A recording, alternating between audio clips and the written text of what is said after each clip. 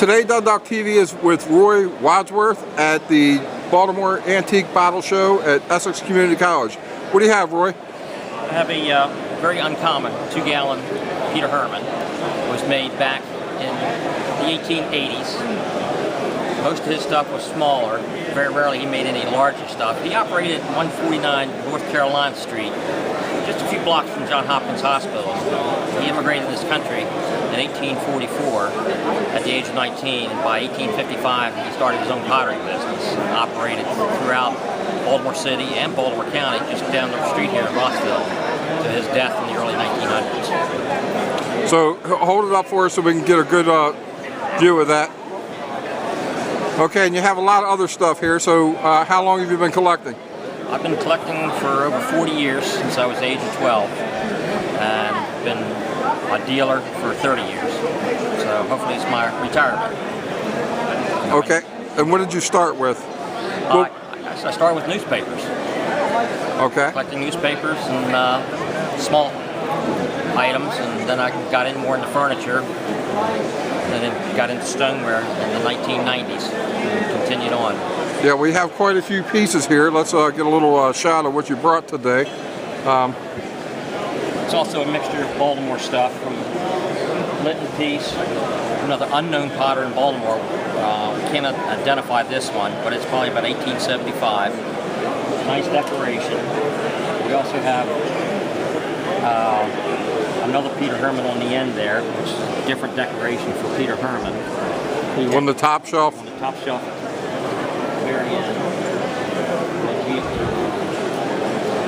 have another one who's Enoch Burnett, who was the brother-in-law to Henry Remy, one of the big potters in Baltimore in the early 1800s. It was around 1812, 1813 that Henry Remy came to Baltimore from New York City. Enoch Burnett got hooked up with and married the sister, Margaret. They stayed together for several years. Then Enoch came back to Baltimore around 1842 and started potting again by himself. Okay, so if you pick up one of the pots and you look at the bottom of it, you should be able to tell. It's kind of an indication of where it came from. Is that correct? Most of the way we do it is off the clay color itself. Go ahead and pick it up a little bit so the camera can see, please. Okay. Also, the clay color itself is a deterrent because the different minerals, and from Pennsylvania you got more of a red clay, New York you get into a little white, light colors. Then we also look at the interior side to see if it has Albany slip. Some of the Maryland stuff has it, not all of it, so that also denotes that as well. Then we get into the design that is placed upon it as well on the crock. Then the last factor is capacity mark. This is a 1 gallon. Because very rarely, Baltimore is one of the few cities in the country, or the Atlantic coast, where they did not really stamp their products, only with capacity marks. So signed Remy's, signed Herman's, very common, but David Parr's, Maryland Historical Society has one that I know of Elijah Parr. That's the only one I know of. William Linton, there's only a couple known. Marshall, who's another potter, who was only here maybe 6 to 7 years, then migrated down to Virginia in 1827, approximate time frame. So Baltimore's had at least 150 different potters, but very few pieces have been marked, really identified. So we go off of the design as well as the capacity mark to help us aid.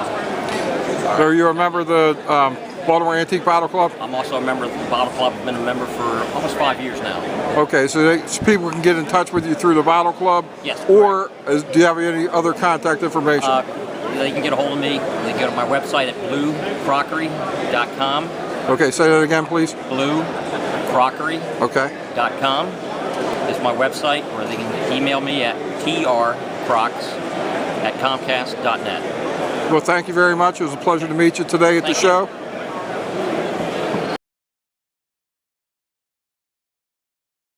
This is first place. This is the people's choice.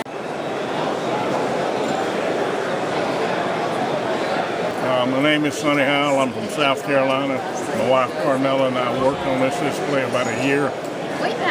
Where it started was she gave me the canvas painting with Grant and Lee, and the title of it is Enemies No Longer, and I said I'll just use that for a centerpiece and display our Civil War bottles, and they consist of bottles between 1861 and 1865. They're all mint condition, documented. It's a hobby that we do. We travel around to different shows all over, and this is the first show we've ever displayed it. And this is the People's Choice Ribbon, voted on by the people, and this is a plaque for participating, I suppose.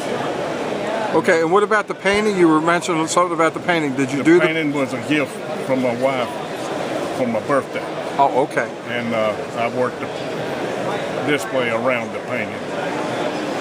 Okay, and what are some of the pieces that you have in the display? We have Here, you got to turn this way so I can hear you. we have mineral waters. Okay. We have sodas, whiskeys, bitters, medicine. That's about it. A variety. Well, it's a beautiful display. Thank you so much for bringing it to the Bottle Club show. Thank you for having us.